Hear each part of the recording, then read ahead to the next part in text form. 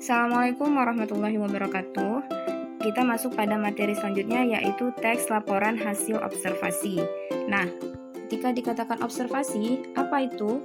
Observasi merupakan suatu pengamatan atau penelitian. Kita bisa lihat di sini beberapa pertanyaan. Apa saja kandungan nutrisi yang ada pada madu?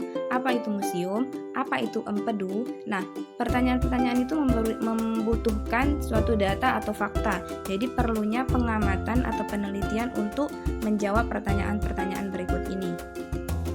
Jadi bisa kita simpulkan bahwa teks hasil observasi adalah teks yang ditulis berdasarkan hasil pengamatan atau penelitian. Apa tujuannya? Tujuannya yaitu memberikan informasi berdasarkan hasil riset secara mendalam tentang suatu benda, tumbuhan, hewan, konsep atau ekosistem tertentu dari sudut pandang keilmuan.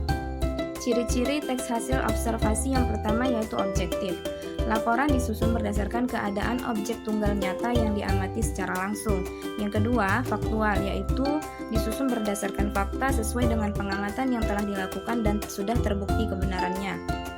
Yang ketiga, sistematik, yaitu laporan disusun sedemikian rupa secara teratur dan saling berkaitan. Oke, kita masuk pada struktur teks laporan hasil observasi. Jadi teks laporan hasil observasi itu tersusun dari beberapa bagian. Yang pertama, pernyataan umum. Yang kedua, deskripsi bagian. Nah, deskripsi bagian di sini bisa tersusun dari beberapa paragraf. Yang ketiga adalah simpulan. Nah, simpulan ini boleh ditulis dan boleh tidak. Kita masuk pada contoh ya. Contoh ini berdasarkan teks Hutan Bakau pada halaman 125 sampai 126. Kamu bisa lihat di buku masing-masing. Di sini pernyataan umum yang pertama, hutan bakau disebut juga dengan hutan mangrove. Jadi di sini dijelaskan dulu secara umum apa itu hutan bakau. Nah, kita masuk pada bagian yang kedua yaitu deskripsi bagian. Di sini deskripsi bagiannya menjelaskan mengenai ciri-ciri yang dimiliki oleh hutan bakau. Yang selanjutnya,